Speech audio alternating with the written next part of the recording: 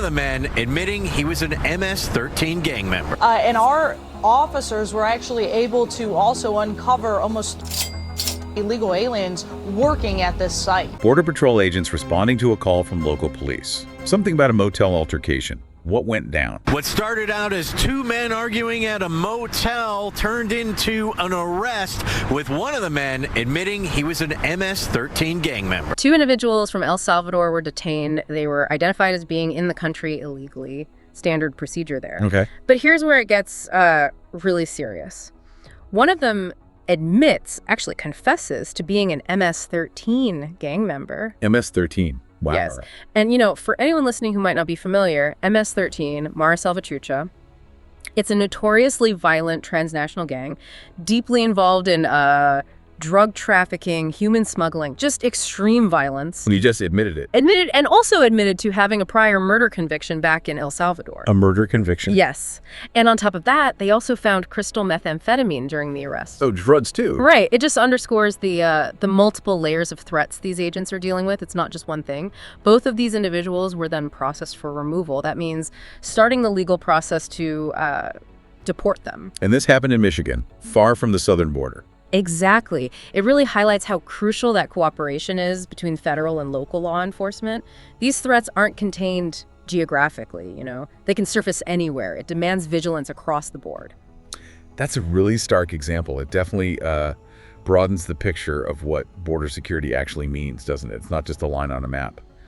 Okay, so if that Michigan incident highlights a direct, violent threat from gang members deep inside the country, our next source points to something different. This one's from California, July 11th, 2025, an ICE operation. What did they uncover there? It sounds like a different kind of illegal activity. It is different, but equally disturbing in its own way. This was an ICE raid on a large-scale marijuana cultivation facility out in California, and what they found there goes way beyond just, illegal drug production. Once we dove into the intel that we had, we realized that there could be some cases of some unaccompanied minors, and our officers were actually able to also uncover almost 360 illegal aliens working at this site. They found exploitation, specifically the exploitation of really vulnerable people. Exploitation? How so? They discovered unaccompanied minors. Children. Working in this illegal operation? Minors working at a drug facility. Yes, actual children. It really raises serious questions, doesn't it, about how these illegal businesses operate and profit. They often prey on the most vulnerable populations, people desperate for work, easily controlled. That's awful. It is.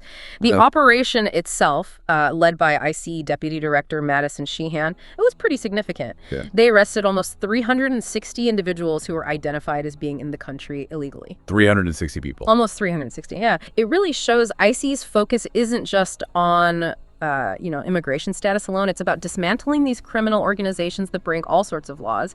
And crucially, it's about protecting vulnerable people, like those minors who get caught up in these dangerous illicit networks. It's about combating human exploitation alongside the drug enforcement. Okay, let's try to connect these dots. We've looked at an MS-13 member with a murder conviction arrested way up in Michigan. Yeah. And then this massive ICE raid in California uncovering not just illegal aliens, but the exploitation of children in a drug operation. Mm-hmm. What does this tell us when we put these pieces together? Yeah. What's the bigger picture here for national security, for public safety? Well, when you look at them together, it really underscores just how complex and multifaceted immigration enforcement and national security truly are. Like you said, these aren't just border issues anymore. They haven't been for a long time, really. They're national security issues. They're public safety issues that affect communities everywhere. Right. The Michigan case, it clearly shows federal agents working hand in glove with local police to tackle violent transnational gang activity, thousands of miles from the border.